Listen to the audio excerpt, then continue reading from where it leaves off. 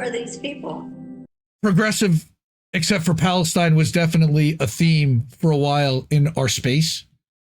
And that is one of the things that I thought was really important to talk about when it came to independent media, corporate media versus being truly independent and corporate free, towing the line of Zionism and buying into that brainwashing and kind of walking people through a little bit of my background so they kind of understand where I was coming from there as well.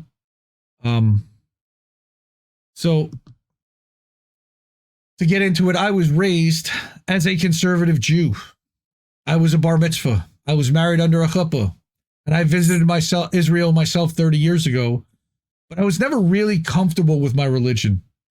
I was always more non-secular, but culturally Jewish, of course. You know, kind of, it comes out in my voice. I talk with my hands. I walk in a room, I open my mouth, people have an idea. Some think I'm Italian, but most of them are like, yeah, that guy's Jewish.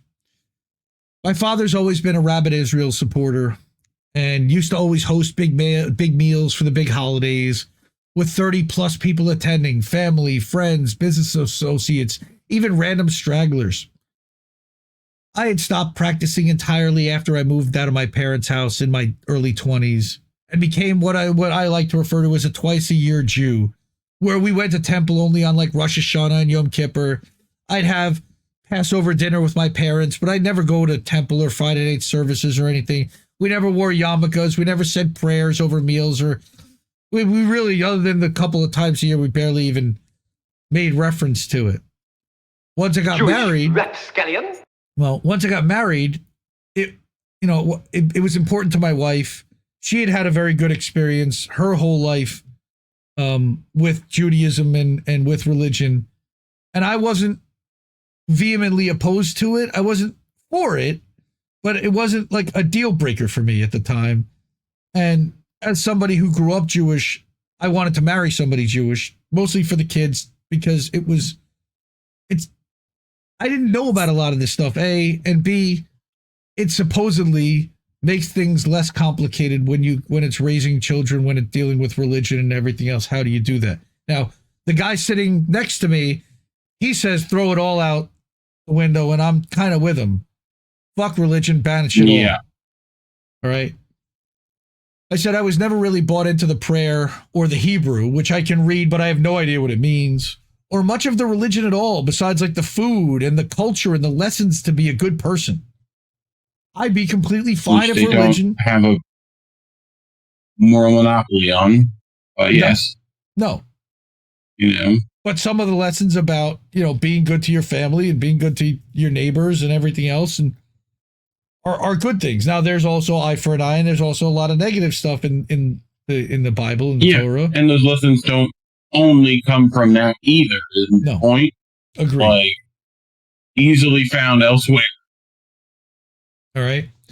But, the food, gefilte fish and latkes and that stuff, matzah at Passover and chopped liver and bagels and lox, cultural Jew. You know what I mean? Corned beef and brisket. I'm down with all that. Food, very good. A lot of it's stolen from other cultures. I get that. Yes. Sure. All right. The conflation of Zionism with Judaism is something that needs to be understood and is also never discussed within the Jewish community. There was never a conversation in my family or community that there were Jews anywhere opposed to Israel existing. Israel has a right to exist is a mantra in the Jewish community, for those who don't know, as a standard response to an accusation of genocide or ethnic cleansing of what's happening in Gaza. I never heard a discussion within the Jewish community about the difference between Zionism and Judaism, or that Einstein was opposed to the creation of Israel, or why. Israel is always right and the homeland of the Jews is the only permitted narrative, and everything they do is acceptable and can't be questioned for morality under that framing. That's the way they have to operate, because the minute you start questioning everything kind of unravels, doesn't it? All right. This is an INN news segment, by the way, talking about how this was well predating 1948. All right. Talking about the Balfour Declaration and the Zionist Conference of 1898. And we've done our homework about this to understand this, try to, from all sides. For much of my life, I had, admittedly and ashamedly, turned a blind eye to Israel and their treatment of the Palestinian people. More accurately, it had been shielded from my view. All right. And I don't know how to better describe this, but for those who wonder how people can go through life and never hear about it, I can confirm there is a massive silent effort within the Jewish community and within the Israel supporting, aka Zionist families, to not really speak about Palestinians at all, to not let their children learn about it at all, aside from when Israelis, of course, are attacked in retaliation. But they're never explained that it's attacked in retaliation. They're just attacked. Self-hating Jew is the typical slur thrown around to discourage any Jews who start asking why Israel feels the need to imprison all the Palestinian people, deny them right of return or citizenship. And that's just the beginning of what a disadvantage the Israelis deliberately place on every Palestinian by design. Anyone who isn't Jewish asking questions like that, well, they're automatically painted and smeared as an anti-Semite, cast out and ostracized from access to businesses and opportunities run by Israel supporters of all religions. Thought like that is not welcome in a civilized society. We've seen that hyperinflated in the past 13 plus months.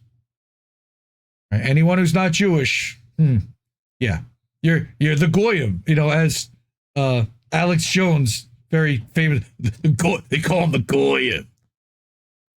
Hilarious. Israel being under attack and persecuted is the default mindset. Again, the victim mentality. And nothing has ever happened due to Israel's behavior.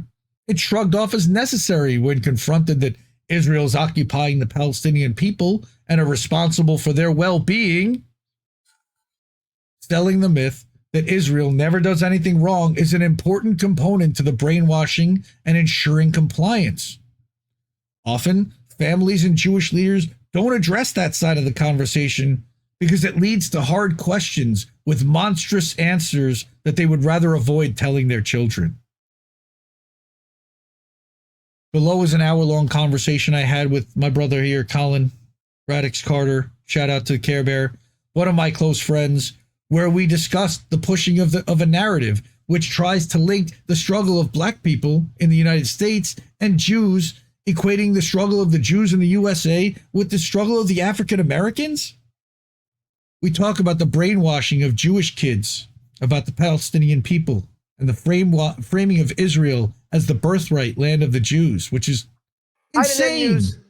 And if that's the case, wouldn't every American then have to allow a Native American to then take their house back? Good question. Huh? I literally had to seek out this kind of coverage to find it because corporate media would never allow speech that's critical of Israel. Once I saw it, I couldn't unsee it. And that's why they work so hard to prevent you from seeing it, by the way. Courageous journalists like Asa Winstanley and Richard Medhurst, Sam Husseini and Eva Bartlett, Vanessa Bealey, Alan McLeod, shows like The Convo Couch and The Jimmy Dore Show, Going Underground with Ashton Ratansi, Redacted Tonight, and anti-Zionist independent Jewish journalists and commentators, who I look up to like Max Blumenthal and Aaron Mate, Dan Cohen, David Miller, and Lee Camp, Eleanor Goldfield, and others. Then you've got documentaries from Abby Martin like Gaza Fights for Freedom. All of these introduced me to the perspective of the Palestinians. They're censored, largely banned from major media outlets speaking on behalf of the Palestinian people. All right. We see the way that Piers Morgan does it. He brings on a pro-Palestine person, lets them get attacked by Israeli supporters, and then in the 2 minutes that they're defending themselves and trying to establish what they want to talk about, they're interrupted constantly by idiots like Alan Dershowitz. That's how they frame the whole thing on corporate TV. They don't let, and no Palestinian, by the way, is ever invited to speak themselves. It's always somebody else on their behalf. A British journalist, a Lebanese journalist, an American commentator. Other people are brought on who support them, but they never actually talk to the Palestinians themselves. One specific moment that changed my view permanently was in May of 2021, when the IDF murdered journalist Shireen Abu Akleh, who was a Christian, and the riot police then attacked her funeral and attacked her pallbearers. And again, the one who provided the level of rage and anger that I felt was appropriate was my brother Richard Bedhurst. All right. I'm speechless. I'm so speechless. You know, again, when you see Shireen, she's like a household name. Everyone has grown up watching her in the last 20 years. And you know, when you see Shireen, it's like you see, you know, I look at her, I see my mother in her, my auntie in her. You know, it's and they just took her life away, and then they won't even let her be buried in peace. You know, the Israelis sent riot police to the courtyard of the hospital, and they start attacking the people carrying her coffin, and the coffin almost falls over. Can you believe this? They kill this poor woman, and not only do they attack her funeral, but the day that she died, they raid her house. They actually smashed the window of the hearse just to take the Palestinian flag off of the coffin. The way that the mainstream media, they're so disgusting in how they hide this. The BBC said her coffin was jostled. Look at this. This is how they described her being murdered. They said she was hit in the head by a bullet. What? Did it fall out of the sky? And Blinken says the Israelis intruded. What do you mean intruded? They're beating them. You call this intruding? The coffin is on the floor. This is intruding? The Israeli army spokesperson described Shireen as, quote, armed with cameras. Please explain this to me. So they say when Shireen was killed, she was armed with a camera. Okay, now she's dead now. You killed her. She is in the coffin. Is she still posing a threat? What is she armed with now that you have to make the coffin fall over? What threat are the people carrying the coffin posing to you? Shireen was Christian. Remember that. She was Christian. Do you see how this has nothing to do with religion? It's not about Jews versus Muslims. It's about colonizers, the Israeli colonizers, and the colonized Palestinian people. And that's why today when Shireen was buried, you cannot count the number of people that have come out. Muslims, Christians, you name it. It's unbelievable. She's very well known in the, not just for Palestinians, but for the whole Arab world. You know, so you have many people who grew up watching her on TV, and the Israelis killed her just like that, like it's nothing. And they're going to keep getting away with this. They will keep getting away with this because they know they can. This is why they have no shame. This is why they beat people carrying her coffin during her funeral. They know the cameras are there. They know this. They don't care because they will keep getting the money from America. The press will keep covering for them. They don't care.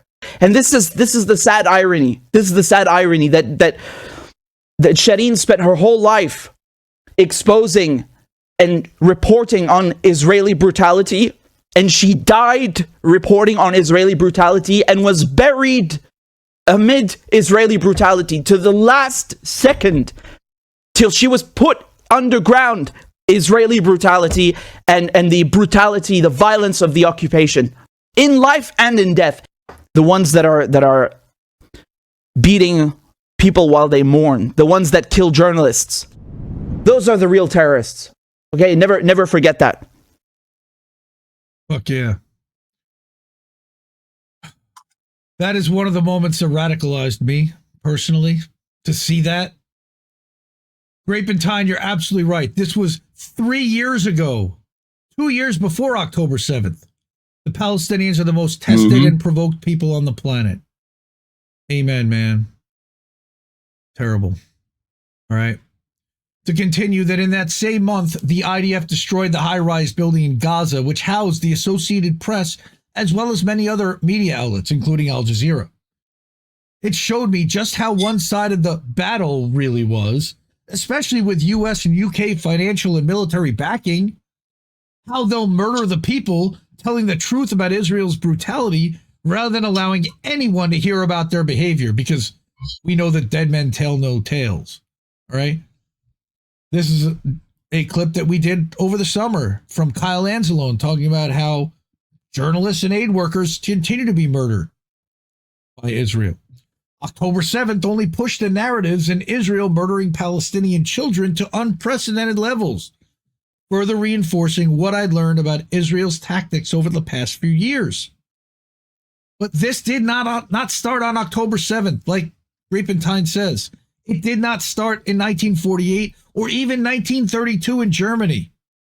And again, I'm going to include the segment about Lord Balfour, 1917, Balfour Declaration, where he agrees to gift Palestine to the Zionists. Most Jews never ask or bother to investigate what happened in 1948. We just accept that the land was gifted by the world to the Jewish people after the extermination of 6 million in the Holocaust during World War II. That's a whole other question. I never heard the question asked or addressed whether anyone was living on that land or how that happened and what happened to those people specifically. Here's a clip from when our friend and Chanda Master Indie Media Award honoree was on the show and co-hosting a UN report about how Israel was committing war crimes against Palestinians. I mean, not a surprise, but it's out there, it's documented, and they're proudly doing it on TikTok. But it's forced me and many others to look a lot closer at everything that the U.S. does and led me to be outspoken about how Israel must be stopped and what that looks like. All right. This was another clip we had done a few weeks ago about just how they're bulldozing and wiping out the Palestinian people systematically. This was when they started bulldozing the streets of the West Bank. All right. And now they're just bombing the West Bank and displacing people and having Israelis, having settlers live in their homes and then demolish the home. One can't be truly anti-imperialist while ignoring the influence and propaganda and whitewashing of child murder and prisoner torture pushed by Israel, the US, and UK with regard to treatment of the Palestinian people. Period. There is no such thing as progressive except for Palestine. You either are or you are pro-genocide. These are the amazing people that have supported INN. We love you. Thank you. We're almost to our goal of paying off Zago. We're almost there. We're getting so close. And then we can start working on, all our expenses for the year and covering those so we can get to other cool stuff. So that's the immediate plan. Cash App, Ko-fi, PayPal, Patreon are the easiest ways to do that. You can also subscribe at INNnewsletter.com and support with a monthly or annual contribution there as well. This is the way that we hook up our streamers and our network. If you appreciate the work that we're doing and you want to see us continue and help us keep the lights on, we got Cash App, we've got Ko-fi, PayPal, and Patreon, or INNnewsletter.com. You can buy your merch at indienews.shop.